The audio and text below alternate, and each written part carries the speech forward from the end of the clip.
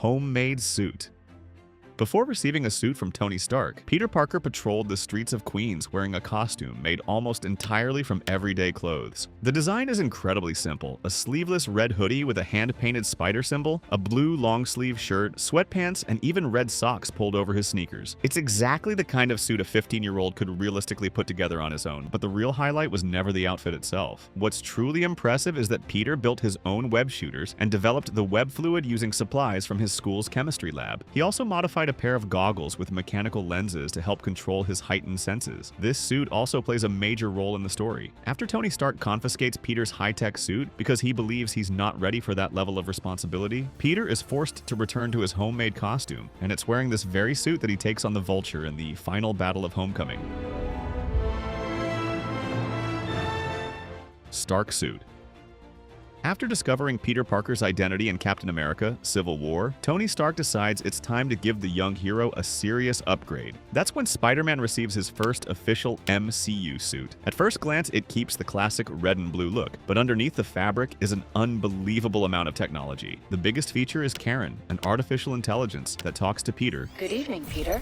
Hello? Hello? Congratulations on completing the rigorous training. Analyzes situations, and even suggests strategies during fights. But Tony doesn't hand over everything at once. The suit comes with a true training wheels protocol, locking away many of its functions because Tony believes Peter still needs to mature before using all that power. Once Peter and Ned manage to unlock the system, the list of features is incredible. The suit gains dozens of web combinations, glide wings, an automatic parachute, a reconnaissance drone hidden inside the spider emblem, and even the famous instant kill mode. Enhanced combat mode? Yeah. Activating instant kill. No. I don't want to kill anybody. Deactivating instant kill. In Homecoming, we never get to see what that mode can actually do, but it finally returns in Endgame. Activate instant kill! Iron Spider.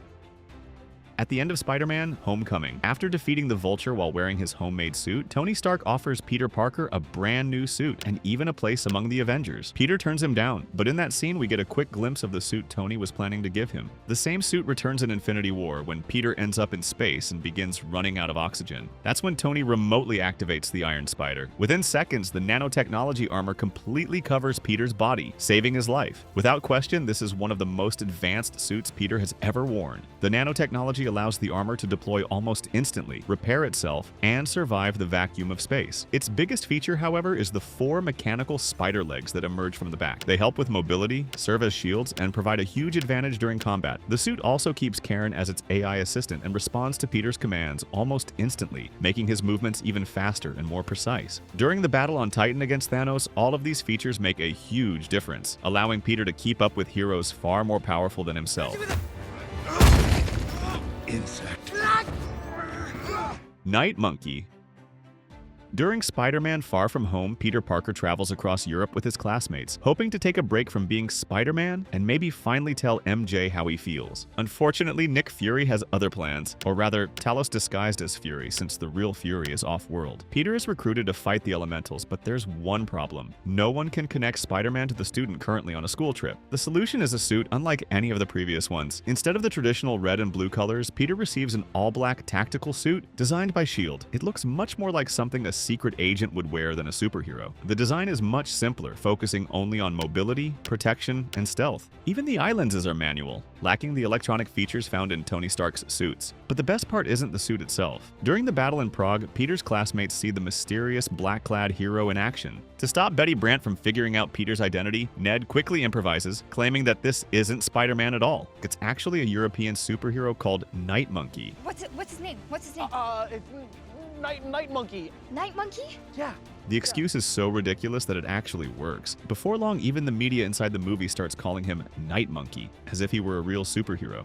The Inside Out suit. After escaping Mysterio's illusions and realizing he was the true villain, Peter Parker finally takes control of the situation and decides to build his own suit using the Stark Industries fabricator. It's a significant moment because it closely mirrors Tony Stark building his own armor, showing that Peter is finally beginning to forge his own path. Although it uses Stark technology, this suit was designed entirely by Peter, according to what he believed would work best. It includes new types of webbing, including electrically charged webs capable of disabling the drones responsible for Mysterio's illusions. But the biggest turning point isn't the suit itself. During the final battle, surrounded by illusions, Peter simply closes his eyes and relies entirely on his spider sense, creating one of the best scenes in the movie. Visually, the suit replaces the traditional blue with black accents, giving it a noticeably different appearance from Peter's previous costumes. It's wearing the suit that Peter defeats Mysterio in the final battle. You do deserve that.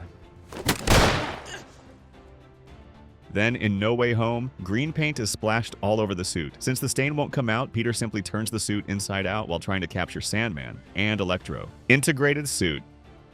In Spider-Man: No Way Home, Peter Parker reaches his highest technological level. This suit is created during the events of the movie itself, after Dr. Octopus is cured by Peter and returns the Iron Spider nanotechnology that had attached itself to his tentacles. The golden nanobots spread across Peter's existing red and black suit, combining both suits into one. The most noticeable feature is the massive gold spider emblem on both the chest and back, formed entirely by the Iron Spider nanotechnology. It completely changes the look of the costume, making it resemble a piece of advanced armor. Beyond its new appearance, Peter also keeps many of the suit's advanced features. It can still deploy the famous mechanical spider legs, useful both for combat and movement. The nanotechnology also makes the suit more durable, allowing Peter to withstand far more powerful attacks during the final battle. This is the suit Peter wears during the battle at the Statue of Liberty, where he fights villains from other universes alongside Tobey Maguire's and Andrew Garfield's Spider-Man. Ironically, it also represents the end of an era. After Doctor Strange's spell erases Peter Parker's identity from everyone's memory, this suit is left behind along with his entire previous life, the new suit.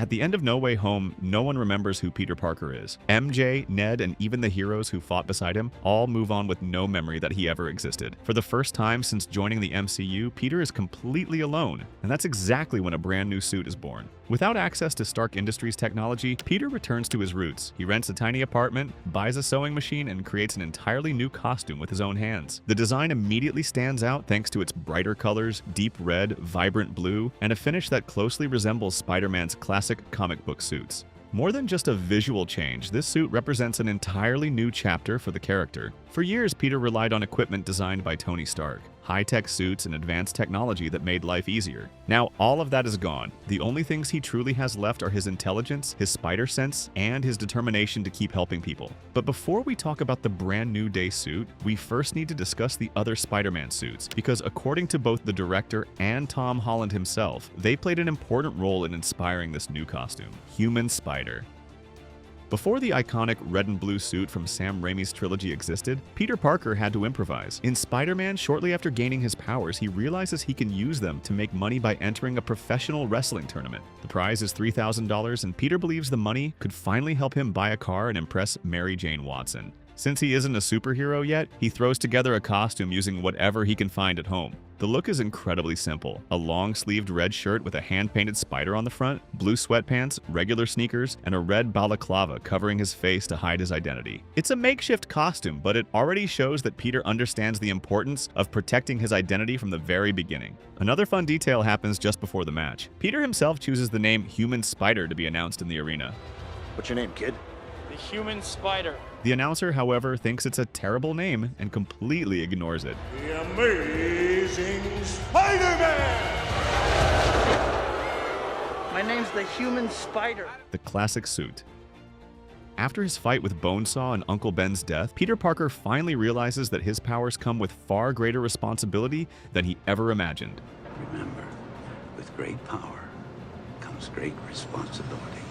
That's when the classic suit is born, one of the most iconic superhero costumes ever put on screen, and for many fans, still the definitive Spider-Man suit. The design stays extremely faithful to the comics while introducing a few changes that made a huge difference on film. The biggest one is the raised webbing covering the suit. Instead of simply printing the web pattern onto the fabric, the costume designers created silver three-dimensional web lines so they would stand out under any lighting. The mirrored lenses on the mask are another standout feature, completely hiding Tobey Maguire's eyes and giving Spider-Man a far more mysterious appearance. The spider emblems on the chest and back also received their own unique designs, making this version instantly recognizable even today. This is the suit Peter wears throughout almost the entire Sam Raimi trilogy, undergoing only minor changes in Spider-Man 2. The colors became more vibrant and some details of the spider emblem were refined, but the overall design remained virtually unchanged. The truth is, though, Tobey Maguire had a difficult time wearing this costume. The actor revealed that he suffered from claustrophobia during filming and had to get used to spending hours hours completely sealed inside the suit. Even so, it was worth it. More than 20 years later, this remains one of the most recognizable Spider-Man costumes ever created. The black suit.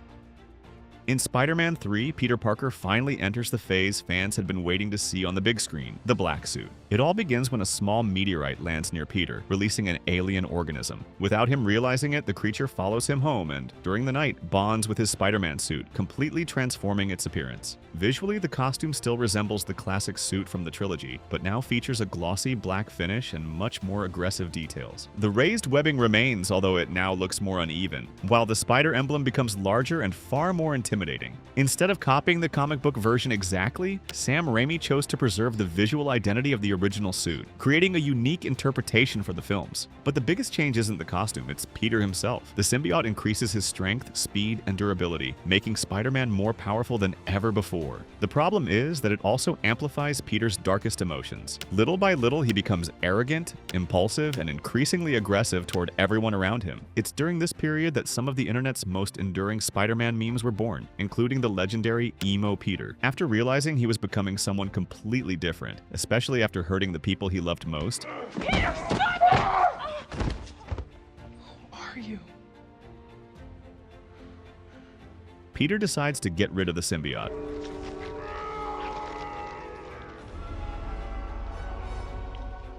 The vigilante suit.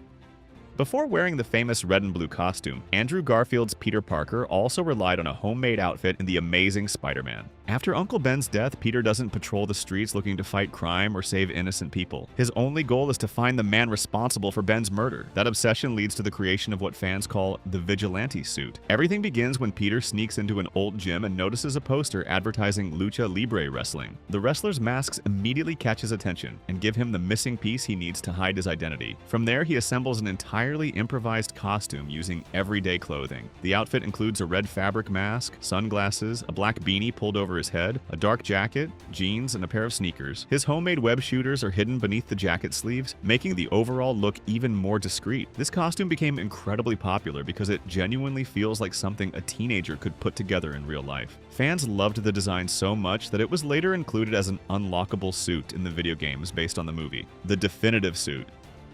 After spending some time using his homemade vigilante suit, Peter Parker finally decides to create a costume worthy of Spider-Man. The goal was for the suit to still feel like something a teenager could realistically build by himself, and that philosophy is reflected in nearly every design choice. Unlike Sam Raimi's trilogy, this version of Peter creates his own web shooters using technology based on Oscorp's biocable research. The devices are fully mechanical and mounted directly on his wrists. The suit also focuses on practical solutions. The boots, for example, are built from athletic shoes, keeping their rubber soles to provide extra grip while climbing and swinging through New York City. Visually, this is one of the most unique Spider-Man suits ever seen on screen. The fabric features a texture similar to a basketball, creating a three-dimensional effect that stands out especially during nighttime scenes. The lenses, made from modified Oscorp eyewear, give Spider-Man a more intimidating look, while the spider emblem, with its unusually long legs, makes the costume even more distinctive. In the sequel, The Amazing Spider-Man 2, the design receives a major overhaul, and in my opinion, this is the best-looking Spider-Man suit ever made. The eye lenses become much larger, the colors are far more vibrant, and the overall design moves much closer to Spider-Man's classic comic book appearance. The brand new day suit.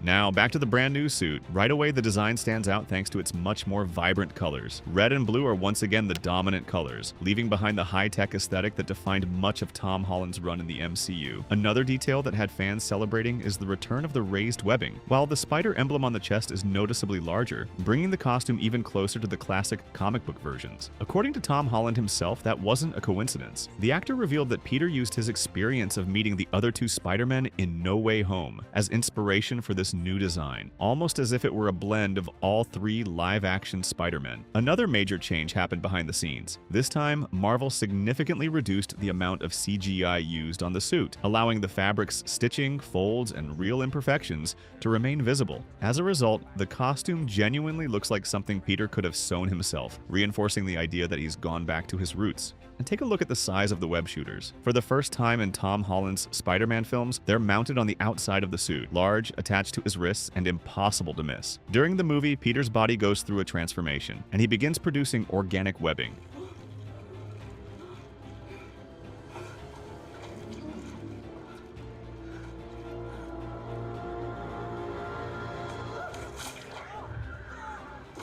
just like Tobey Maguire's Spider-Man. Peter even brings it up himself, remembering Peter 2 from No Way Home. And little by little, those massive web shooters simply stop making sense. But the biggest innovation isn't the suit's appearance, or even the webs. This suit has an artificial intelligence. Her name is EV, and here's the big difference. Karen and Edith were both Tony Stark's technology. EV isn't. Peter built her himself, on his own, using whatever he had. She monitors his vital signs, acts as an extension of his spider sense by warning him about danger in real time, helps with research, and even provides tactical support during fights. And the voice behind EV is Naomi Watts, the very same actress who played Tom Holland's mother in The Impossible, the film that introduced him to the world when he was still just a kid. In fact, there's a video on your screen right now where we break down every hidden detail you missed in Spider-Man: Brand New Day. Click on it and check it out. I'll see you there.